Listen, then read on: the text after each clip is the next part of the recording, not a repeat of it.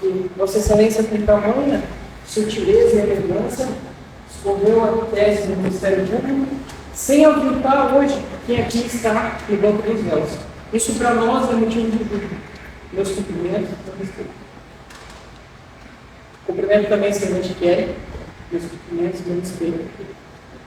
A todos os servidores aqui da comarca de Oswaldo Cruz, aos servidores da segunda vara criminal, que era o processo era da segunda, né? Sempre nos atenderam de forma gentil, sempre atendendo os nossos pedidos. Os meus cumprimentos e meu respeito. A senhora Cláudia, que esteve aqui o tempo todo nos atendendo, com água, com cafezinho, não deixando a gente dormir, e sempre nos hidratando aqui, hoje com esse calor.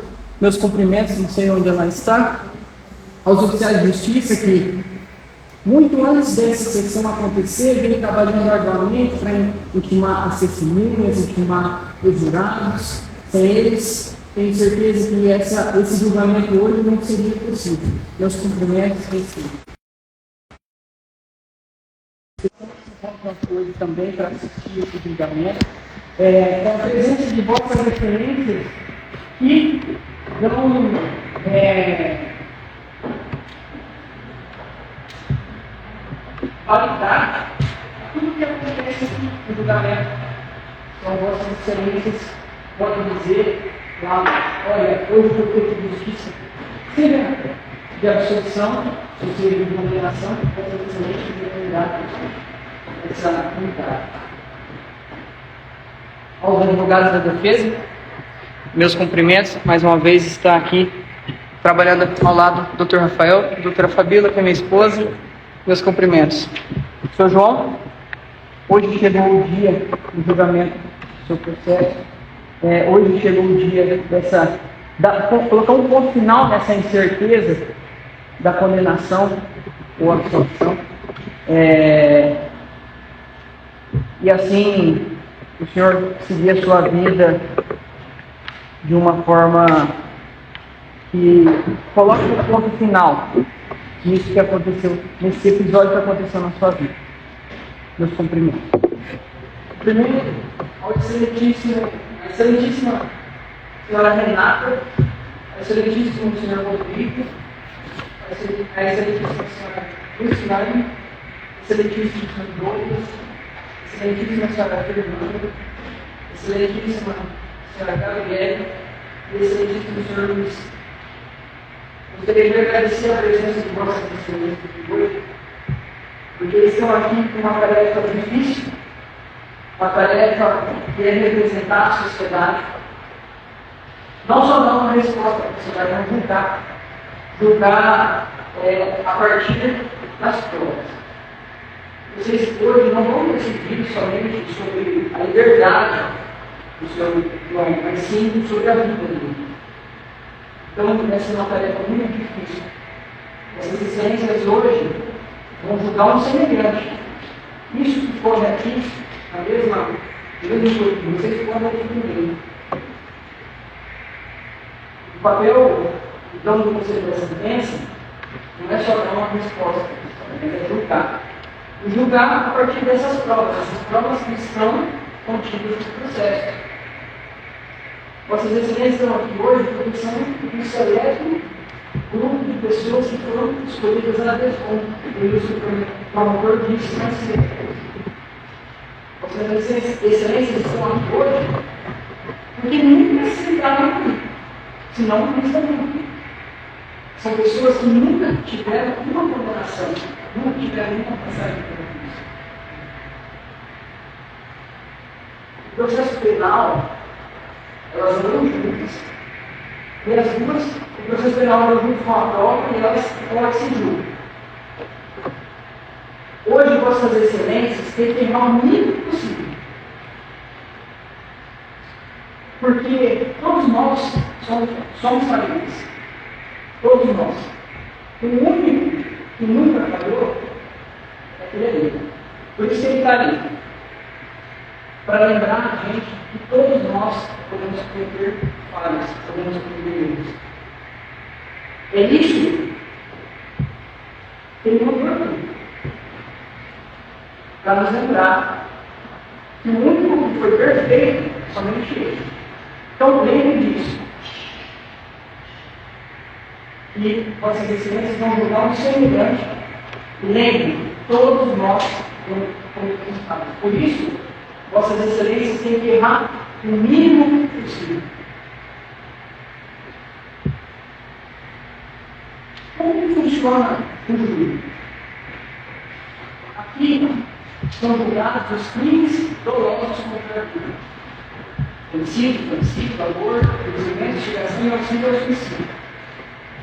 Quando há os crimes culposos, excelentes classificados, o juiz circular é quem vai julgar. Então, Vossas Excelências irão julgar os crimes dolosos contra a vida. Qual que é a diferença entre dolo e dolo? O dolo é quando há aquela vontade de produzir um resultado. Nas palavras do doutrinador César Roberto Bittencourt, ele nos diz o quê? O dolo é a consciência, é a vontade de realização de uma conduta penal, matar alguém. É ter essa vontade de produzir o resultado final forte. É somente a vontade da ação orientada à realização do tipo de delito. Então, produção da morte, uma arma de fogo, um pau, uma faca. Então, a essência do dolo deve estar contida na vontade, não de violar a lei, mas de realizar a relação e obter o resultado. Vou realizar aquele experimento e o resultado que eu quero é morte. Esse é o dolo. Diferente dos culposos, os de interesse. Omissão, imperência e imprudência. Omissão, por exemplo, quando vai uma excelência de excelência do carro. Omissão. Imprudência por exemplo, furar o semáforo. Eu sempre que olhando esse acidente, posso falar uma pessoa isso. Eu poderia ser imprudência. A imprudência é, por exemplo, um enfermeiro que não é habilitado para fazer cirurgia e vai lá e faz uma cirurgia. Isso é totalmente. Um enfermeiro, por imprudência, faz levar produzir um resultado. Então, essa é a diferença entre droga e culpa. Eu vou começar fazendo uma exposição do espaço pela ótica da defesa. E ficarão provados o conjunto da narrativa extraído da data do espaço. Hoje, nós não estamos aqui para discutir a autoria. O próprio João, o professor, falou que eu fiz isso. Também é uma realidade. Na questão da materialidade, qual foi a intenção? Ele, que eu disse agora há pouco, Vossa Excelência vai colocar o mínimo possível. O mínimo possível. O Sr. João nunca teve a intenção de ser para Deus essa reunião. Então ele deve ser julgado da forma justa. Ele tem que ser julgado de acordo com a culpabilidade dele, de acordo com os atos, até onde foram usados, e aí tem que ser condenado. Nós não vamos pedir a absolvição do seu irmão. Diferente de que, quando falamos do processo de absolvição, nós não vamos pedir a absolvição dele. Aqui nós vamos pedir ele, então, julgamento justo, que ele seja condenado pelo crime que ele cometeu até onde vai os atos dele. Até onde foram os atos dele. O Sr. João hoje está sendo julgado pela suposta tentativa de homicídio. Mas que tentativa? Ele nunca teve sentença de matar. Ele nunca teve. Como esse Deus faz? Ele entrou na casa, tiveram uma conversa ali e foram lá para mim. Como ali no depoimento da senhora Menina, ela fala que ele acompanhou ela. Ele acompanhou ela na casa. Então, nunca vai isso aqui. Os movimentos da faca não foram para matar, sim para lesionar. Causaram lesões leves. É o mesmo que hoje.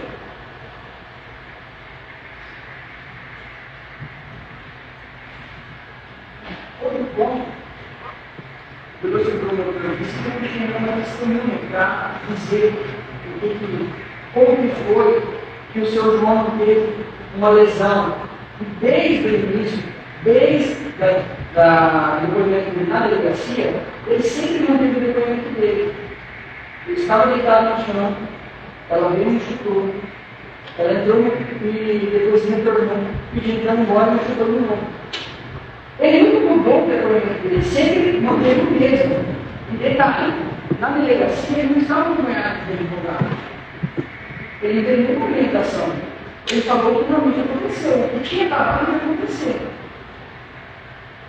No nível daquela raiva por ter se protegido, ele pegou uma faca, perdeu a missão ali, que ia causar, amedrontar ela, e acabou ferindo. Como que a senhora Janaína segurou essa faca? Ela segurou a mão esquerda. Eu já não mostrei aqui para nós, ela sempre levantava a mão esquerda, ou seja, ela estava de frente.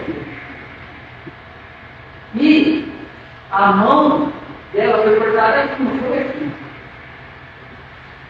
É o que justifica a forma que ele mostrou aqui para nós, como que ele estava segurando a faca. Ele não estava assim, ele estava assim, batendo assim, e não assim. Eu não teria conseguido segurar.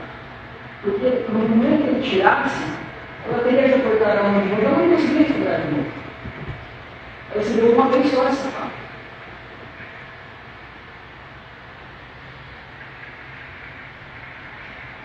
Outro ponto.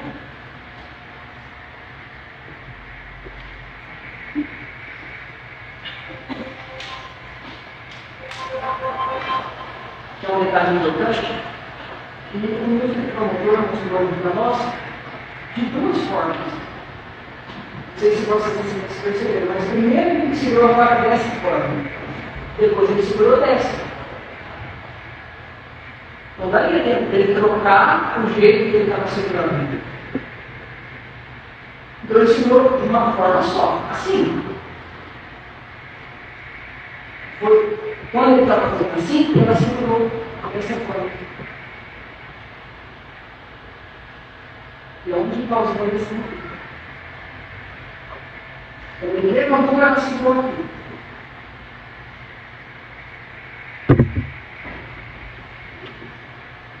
O que é a tentativa? Artigo 14, inciso segundo do Código Penal.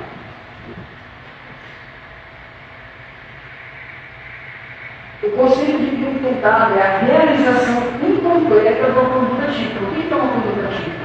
Matar alguém. Então ele não consumou das circunstâncias alheias à vontade de Deus. Hoje, quando a senhora Margarida mostrou o depoimento, ela falou que quando ele levantou o braço, ela segurou.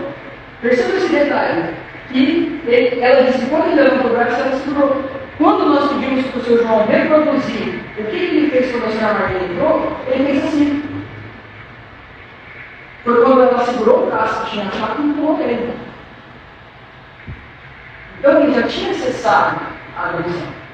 Ele já tinha cessado aqueles cortes que eles estavam fazendo assim. Outro ponto que é muito importante. A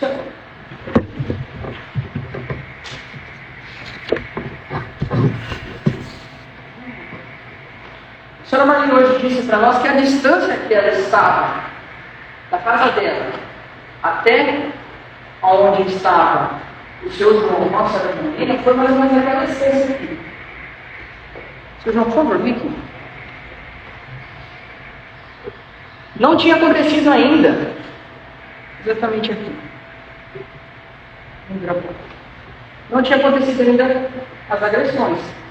com a faca, como a própria senhora Larissa disse. Não tinha sangue no chão. Ela saiu e falou: o João está batendo na minha mãe, não tinha faca ali. Quando ela retornou, as lesões começaram. Aqui nós temos uma veia chamada carótida. Se ele tivesse feito isso, não estava aqui para conversar. Por mais que ela tivesse socorrida, não dá tempo. De lá, aqui, pode ver, quantas facadas eu consigo dar? Quantas eu consigo dar? Se eu estivesse assim, chegou para lá.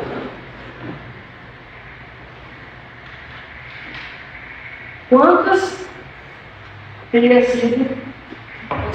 Quantas teriam acontecido se tivesse realmente estocado? Não assim. Essa faca ela produz forte somente aqui. Se ela tivesse penetrado de frente, ela não teria sobrevivido.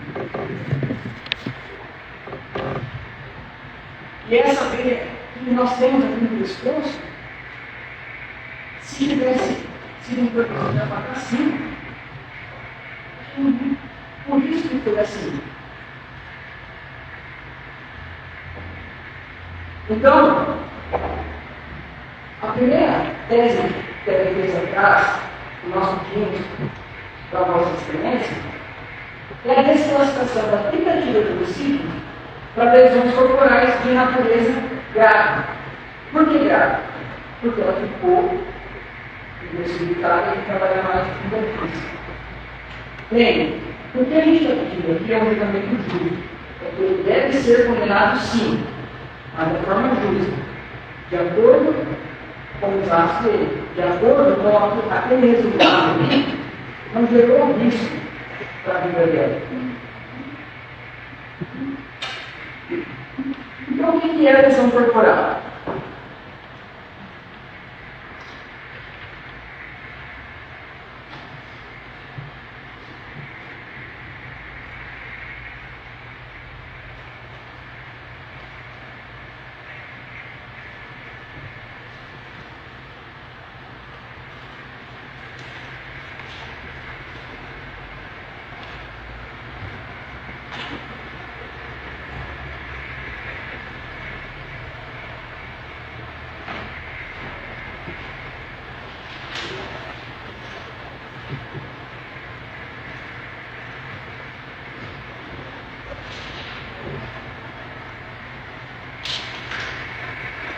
Conceito de lesão corporal. Trata-se de uma ofensa física voltada à integridade ou à saúde do corpo humano.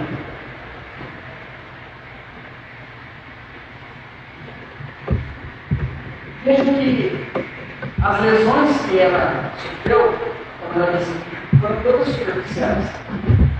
Não atingiu nenhum órgão dela. Não, como eu disse, então não houve estocada.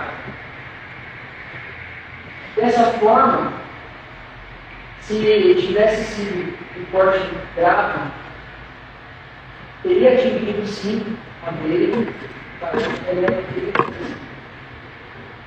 por isso que nós, na visão da defesa, na ótica da defesa, nós entendemos que foi lesão grave e não tentativa de homicídio.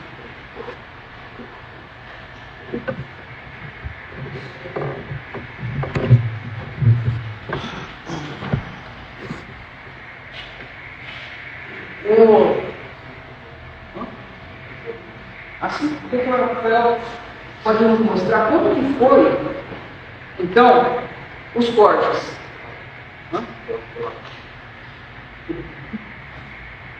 Exatamente.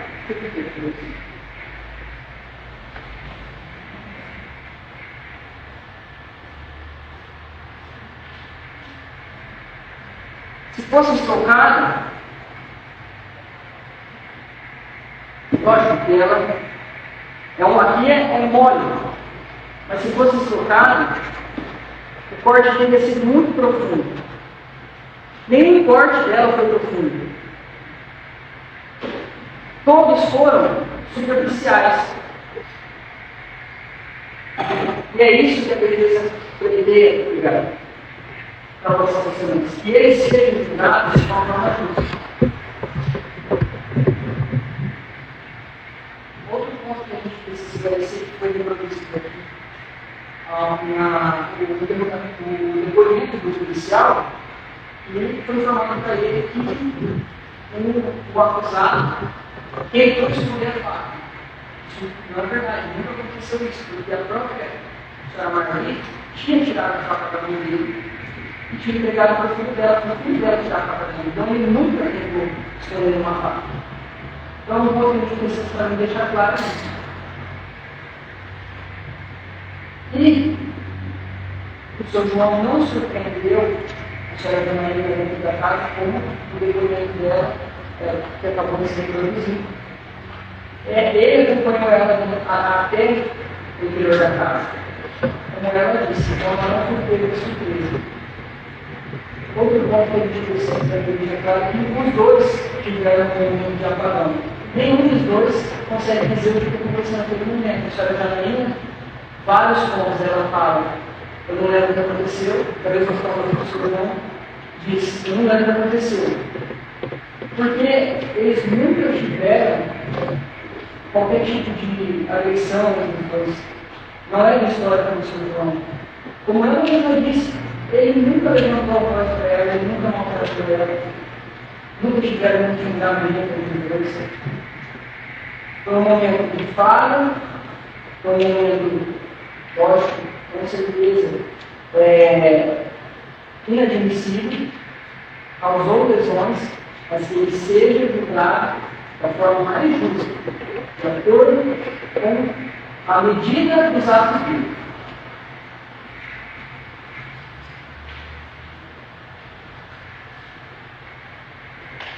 Dessa forma, passo a palavra para a Ana Pérez. Obrigado.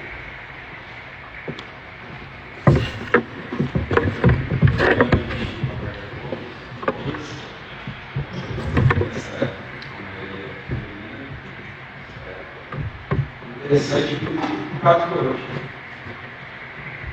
Antes de adentrar na minha explicação, eu gostaria de levar em consideração alguns pontos que foram levantados pelo novo promotor. Inclusive, os meus cumprimentos ao excelentíssimo promotor, assim como o magistrado, e de todas as comarcas que nós passamos, de longe, foi até agora a sessão mais leve e conduzida da forma mais educada possível. Então, gostaria de deixar os meus cumprimentos. O outro promotor, ele falou para a gente que a intenção foi feita por enfiar a faca.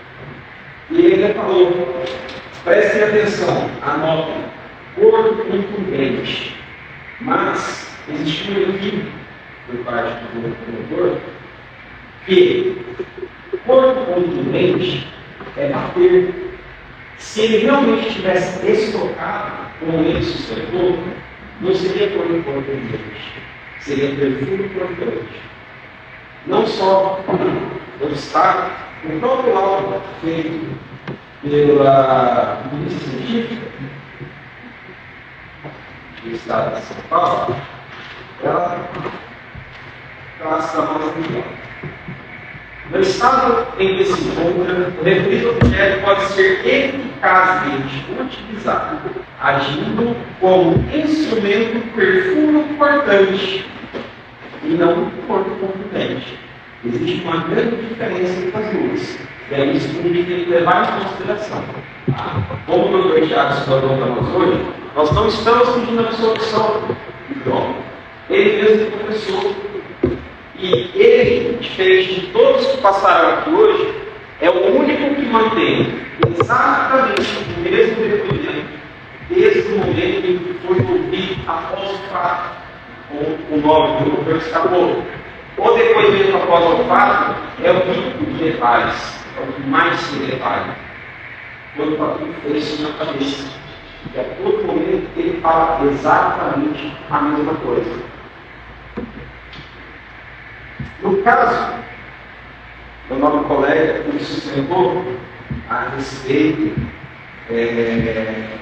da desclassificação de tentativa da lesão corporais.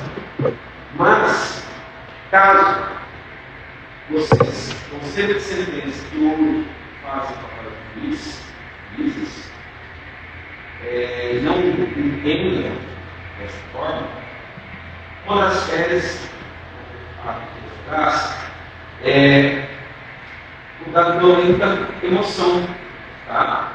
Hoje, no Conselho de Sentença, nós temos duas psicólogas e creio que elas conseguem ainda mais ter um entendimento sobre a violenta emoção.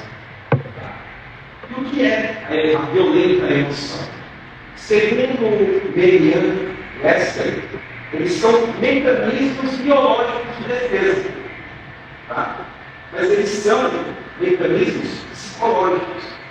Qual é o mecanismo de defesa mais próximo da violenta emoção que eu posso exemplificar para vocês? Por exemplo, quando você está sentado e passa um instinto cartúrico, você tem um instinto de tirar ele. Você fecha o olho, por exemplo. Um instinto de defesa. Tá? Mas a violenta emoção, ela envolve uma injusta provocação. E o que foi trazido para nós hoje? João foi sim capaz de conversar com ela, tentar ela para sua. Mas Janaína agrediu ele. Não uma, mas duas vezes.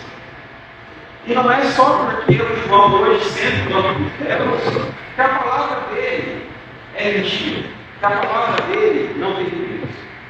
Ah, mas não tem testemunho. Realmente, não tem testemunho. Mas então quer dizer que o fato de não ter uma testemunha ocular do fato, ele deixa de existir. Me chama na consideração que todos que estavam aqui hoje têm fundamento, têm fatos para ter o seu testemunho viciado. Até por isso, a filha não presta compromisso legal.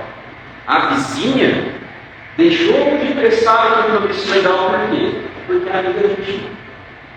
Ou seja, ela pode muito bem manipular os fatos, esconder alguma coisa, para tentar fazer uma justiça com as próprias mãos contra o João. Até porque quem não ficaria sentindo em ter uma amiga sendo reclamada? Eu não ficaria feliz. Claro, eu vou buscar ao máximo ser neutro dos meus depoimentos, mas mesmo assim, dentro de mim vai ter um sentimento de eu quero justiça. Mas é isso que a gente está procurando hoje.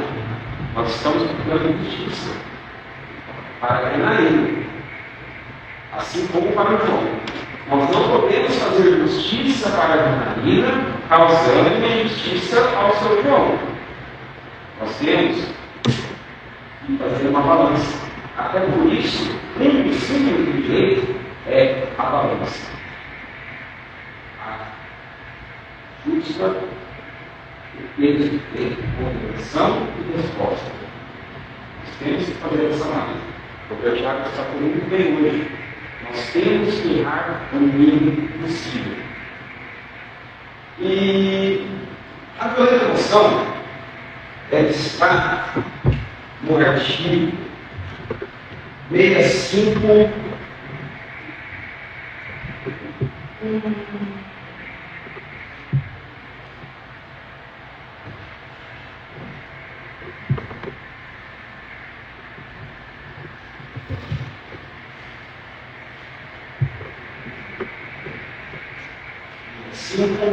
Inciso terceiro, tá?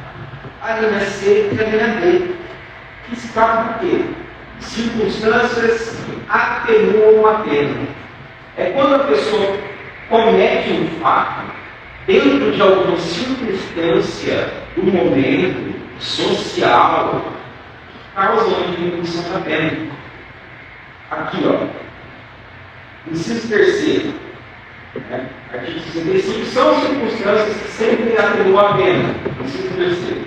Ter o agente cometido o crime sob coação a que poderia existir, ou em cumprimento de ordem da autoridade superior, ou sob influência violenta, emocional. Provocada por quê? A injusto da vítima. Tudo que nós vemos hoje. João foi categórico no depoimento dele. Naquele momento, eu senti uma tristeza muito grande. Eu vi a pessoa que eu amei tantos anos me chutar. Ele foi categórico. Imagine, você vê a pessoa que você mais ama te chutando. Eu não tiro, não estou falando que ele está certo.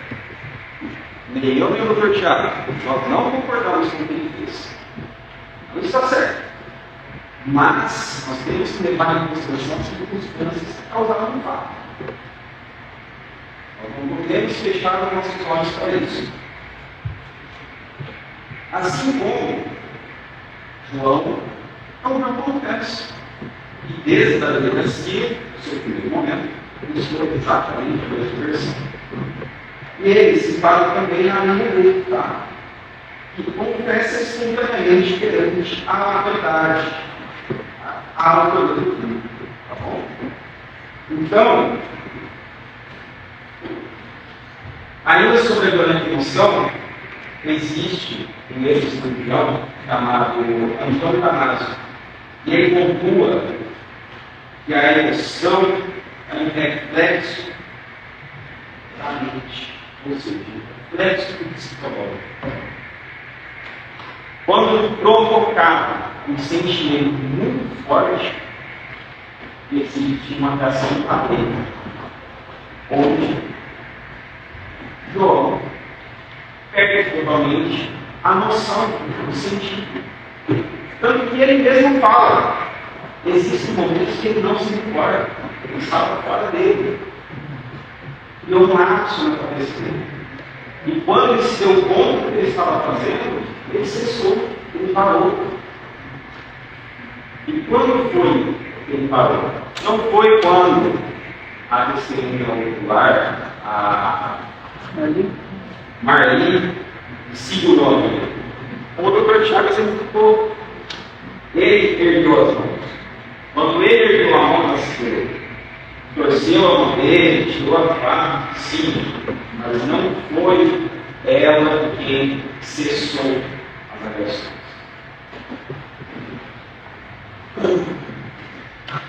Então, o ponto de partida para a análise da emoção é a psicologia e a biologia.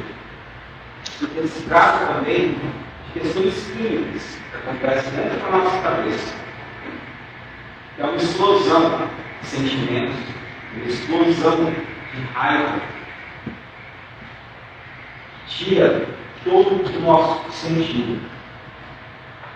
Todo ser humano tem sentimentos, emoções. E quando ele é colocado numa situação injusta, quando a pessoa se vê agredida, por exemplo, é um instinto que a pessoa possa utilizar os seus meios possíveis para realizar a sua defesa.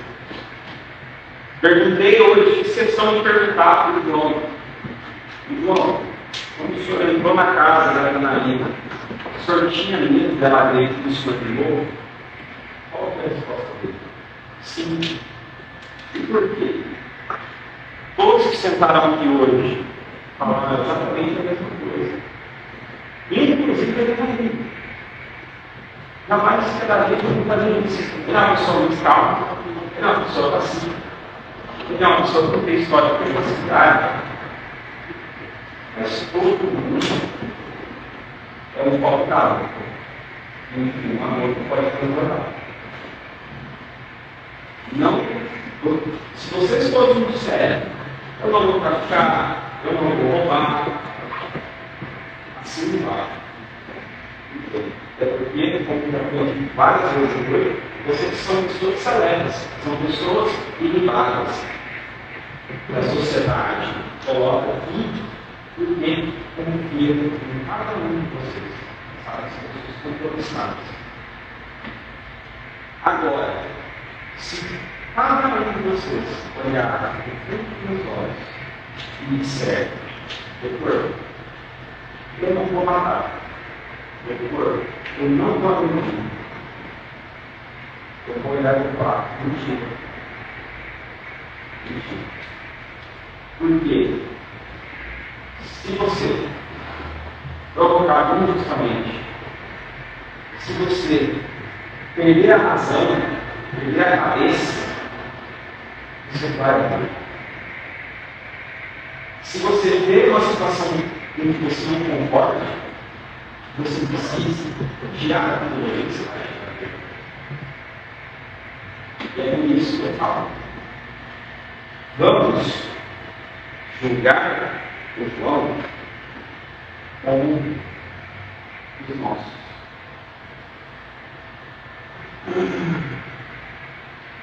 É tão, às vezes, distante de entender o que é perder a cabeça ou estar uma violenta emoção, mas eu vou trazer para vocês um fato que aconteceu, que de uma sessão de um julgamento, aconteceu uma coisa inusitada.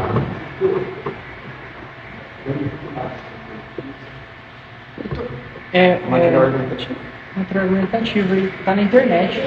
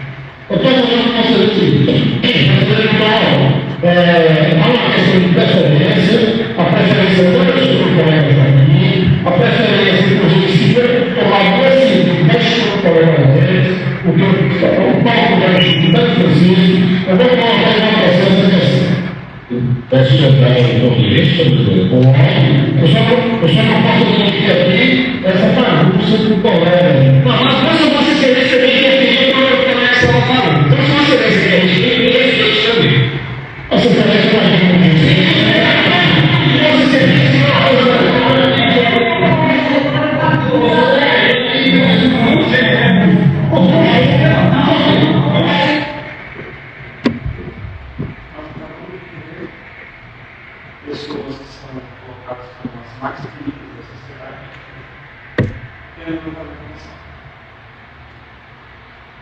E o que eu quero mostrar para vocês é: todo mundo é assim. Ninguém está excluído.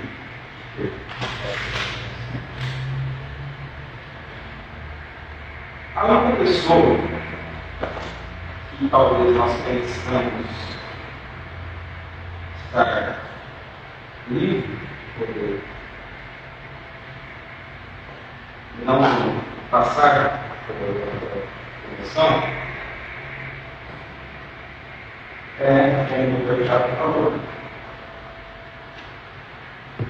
que eu tenho um processo. Porém, existe uma passagem bíblica lá em João capítulo 2, versículo 13 a 16. Estava próximo à Páscoa dos judeus. Jesus ficou subindo Jerusalém. No templo, encontrou os que vendiam bois, ovelhas e pombas, e os cambistas nas suas bancas. Então fez um chicote com cordas e a todos expulsou do templo, juntamente com os bois e as ovelhas, jogou no chão o dinheiro dos cambistas, derrubou as suas bancas, e aos vendedores disse: tirai daqui essas coisas, não me façais da casa de meu pai no mercado. Chegou na casa e viu a casa de seu pai sendo batida no mercado. Saiu assim. Até o seu mais controlado. Os vendedores dele.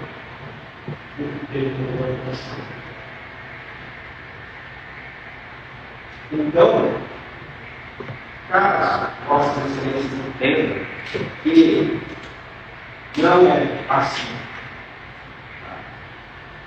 Esse classificação tem aquele que eu disse para os dois portais, o doutor já explicou. Nós colocamos sempre para o bom. Ainda assim, existe a incidência do suposto incidência do feminicídio. Eu entendo muito bem o feminicídio e a sua importância. E é justamente por essa importância do feminicídio que nós vamos debater hoje. O feminicídio é um instituto relativamente novo no Código Penal que trata sobre as vias de fato, as tentativas de homicídio, na verdade, ocorridas em âmbitos familiares ou de forma este. Porém, nem tudo que acontece dentro de uma residência, nem tudo que acontece dentro de um âmbito familiar é o feminicídio. Isso tem que ser muito bem pontuado, porque um instituto tão importante quanto o feminicídio, ele não pode ser banalizado. Porque ao banalizar o instituto de lei, automaticamente, ao certo tempo, ele vai perdendo a sua força, a sua eficácia. Um belo exemplo de banalização é o famoso manual, onde todo mundo tem parte do processo e todo mundo tem parte do manual. Não é assim que funciona. O que aconteceu no manual?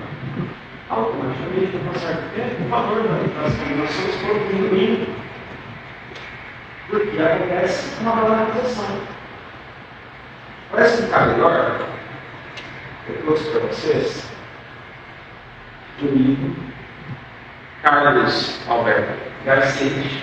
Ele trata sobre o homicídio com foco em homicídio. Ele tem uma parte do livro que trata só sobre o feminicídio. Ele trata justamente sobre isso. Tá? Da leitura do dispositivo, com isso para anular a definição da qualificadora do feminicídio, com fundamento no artigo 121, parágrafo 2º-A, inciso dele, será indispensável que o crime esteja relacionado à motivação baseada no gênero. Porém, para caracterizar a mencionada condicionante, a modificação baseada no gênero, necessária é a prática do delito contra a mulher no âmbito de atividade doméstica, familiar ou de qualquer relação íntima de afeto. Beleza? Até aqui, o doutor também sustentou. Porém, agora vem a cereja do bolo, vem um grande detalhe. A evidenciar uma opressão, hipossuficiência ou inferioridade imputada pelo sujeito ativo do crime. Quem é o sujeito ativo do crime? Quem comete. Então, para um quadro do feminicídio, a correta aplicação do princípio, existe a necessidade de evidenciar essa situação de opressão, hipossuficiência ou inferioridade imputada pelo direito de subir. Eu fui categórico em perguntar para a Janaína, você se sentia inferior? Você dependia dele? Você sente medo dele? Quais são as respostas dela para mim? Não, não, não, não. Ela pediu para fazer um depoimento sozinha e foi perguntar: você só tem medo dele? Não, eu só não quero ver ele. E quem vai querer ficar cara a cara com quem te deu uma tua cara? Não tem nada a ver com medo, com insuficiência, com inferioridade. Tá? E digo mais, o detalhe mais importante: é possível, portanto, ocorrer um homicídio em ambiente doméstico, de marido contra esposa, mas que não tenha relação com a subjugação da mulher. Por exemplo, quando aquele que tenha perpetrado o delito em razão de dependência de drogas ou de até enfermeiro, doença mental. Seu irmão não tem doença mental, mas existem psicólogos, estudiosos, que garantem que a violenta emoção é uma desconexão momentânea da psique, do psicológico. Então, o que leva a ter? Momentaneamente ele foi acometido em sua mentalidade. Ele não estava em si. Então, sim, se empata. Se empata dentro de uma doença mental comunicante. É importante destacar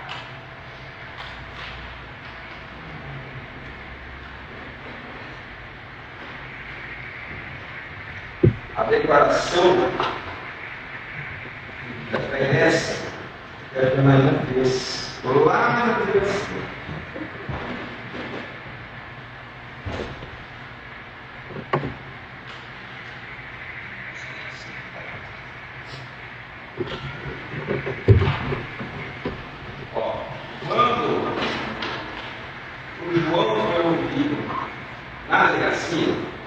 Quando o João foi ouvido na delegacia, foi ver algumas perguntas para ele. Não sei se tiveram cópias dessa parte. Mas foi perguntado: praticou o delito quando estava autorizado ou sob forte ação? Lembrando, o senhor João foi na delegacia sozinho. Ele não conversou com nenhum advogado. Eu e o doutor Tiago, nós assumimos o processo já basicamente na fase do nome. Nós estamos enfrentando aqui em provas que não foram nós que introduzimos. O senhor João se apresentou na delegacia sozinho, sem instrução nenhuma, e a resposta dele foi sob forte emoção. Desde lá da delegacia até o dia de hoje. Desde o dia 28 de abril de 2021. Sempre a mesma versão. Já foi processado alguma vez? Não.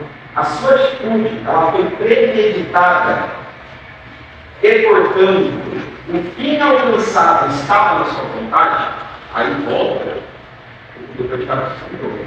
Não foi uma tentativa de homicídio. Uma lesão particular. Não há a intenção de matar. Ele foi categórico. Não há. Não há.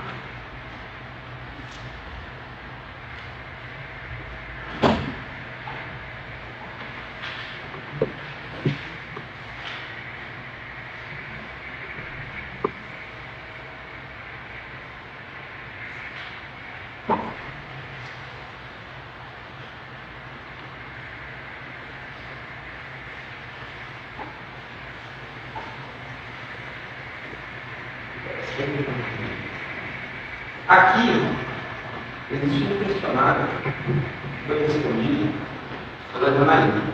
Ela foi ouvida. A Janaína, ela foi ouvida. Vou confirmar a data para não passar uma data errada. Tá?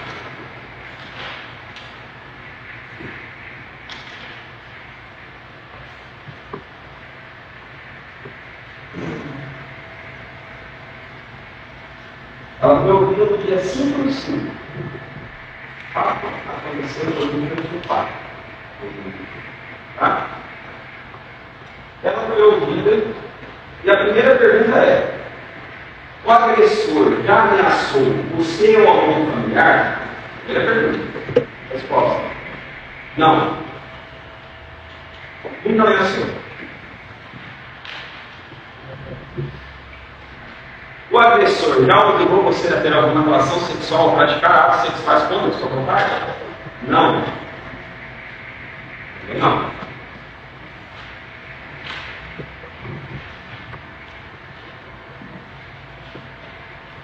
As agressões ou ameaças do agressor contra você tornaram mais frequentes ou graves nos últimos meses? Não. Uma observação na frente. Nunca havia ameaçado.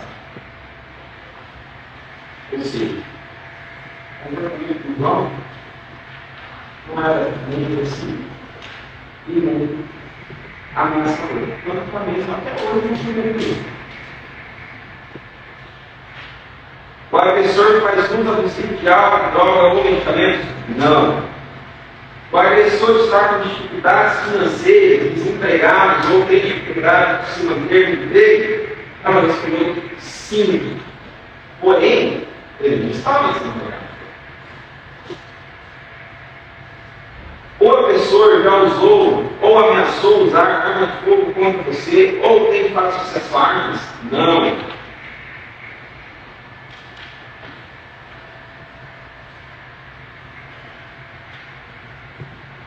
Está vivendo algum conflito com relação à guarda de filhos e filhas? Não. Seus filhos já presenciaram atos de violência contra você? Aqui ela respondeu sim, porque a filha dela assistiu.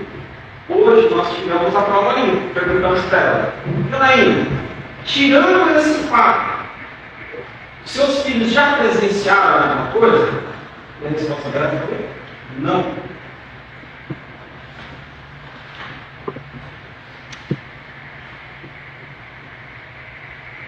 Você se considera dependentemente financeira do agressor?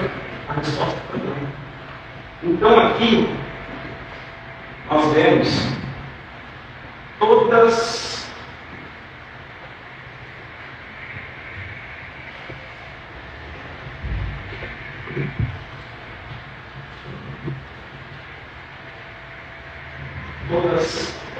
as respostas, todos os depoimentos mostram que não existia um passado de João agressivo, machista.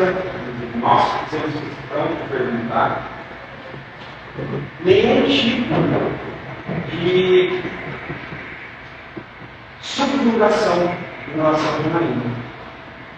E esse livro, como eu falei, ele está muito bem reconhecido. Ele traz que, em estudos realizados, o mais grave está em observar o feminicídio é a última etapa, é a fase terminal das anteriores em que a mulher foi vítima de violências de gênero, moral, psicológica, patrimonial, física e ou sexual.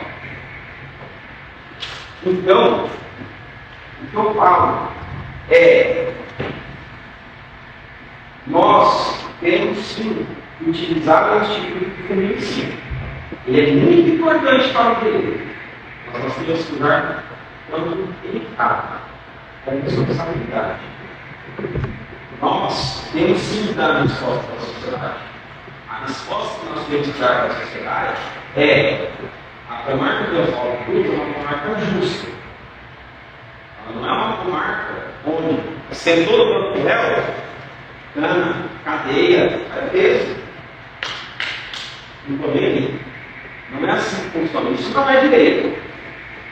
Isso é punitivismo. Justiça é outra coisa. E mais, o velho será ferido. A resposta que vocês querem dar para a sociedade é: prendendo, comigo, beleza? Amanhã pode ser ou vocês, ou um ente querido, qualquer pessoa da família de vocês, da mesma forma que os familiares de João estão ali, ó. Vieram de longe para assistir. E vieram sabendo que ele não tinha a intenção de matar, porque conhece a índole, Sr. João. Eu sei, é fácil. Não, longe de desmerecer o trabalho lindamente exercido pelo promotor. Tira o chapéu para ele. Porém, é muito fácil para a sociedade, ainda mais nos dias de hoje, com tanta violência, comprar esse discurso de vamos fazer justiça, vamos prender. É fácil. Até muitas vezes eu me pego vendo uma notícia e falo assim: meu Deus, nossa, não prendeu mais coisa não, cara. Isso não está certo. Quando você para e analisa os fatos, você vê com figuras, não é prender não, isso aqui não está certo. Será? Desse jeito? Aí você olha, ih, rapaz, foi assim, não? Ó, foi lesão corporal. Tiago, pontual. Vamos separar o mínimo possível. É importante a gente destacar.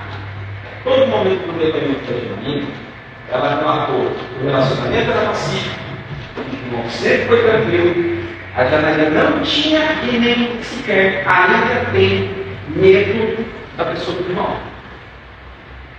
A Larissa, que é a filha da Janaína, na época dos fatos, menor de idade, não sei se hoje ela tem 18 anos, creio que não, ela tem 17.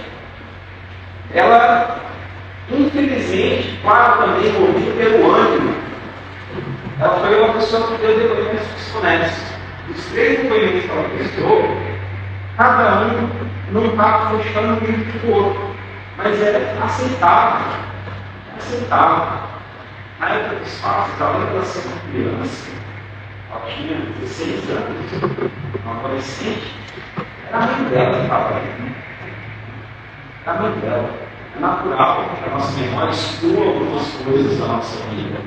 A gente vivenciou, que a gente não gosta, acaba sofrendo na gente. Mas, se a mais fidedigna alegação trazida hoje é a foi colhida no depoimento policial, a Larissa fala: João não estava esfaqueando ela quando ela saiu para buscar ajuda. Larissa fala que o João entrou na casa dela, começou a conversar. Não houve esse elemento de surpresa, de emboscada, situação que dificultou a defesa da vítima, beleza. Tudo bem, se quiser dizer a família não pode fazer isso, compreendo perfeitamente. Agora, dizer que eu tenho as costas, não. É porque as lesões delas são de fronte. E, digo mais, se as lesões são de fronte e no pescoço dela tem um corte, isso só demonstra que leva a crer que o João não estava estocando, mas ele estava batendo. E aí, o porquê desse travesseiro? Talvez você vai e fala assim: nossa, Dr. Tiago, Dr. Rafael,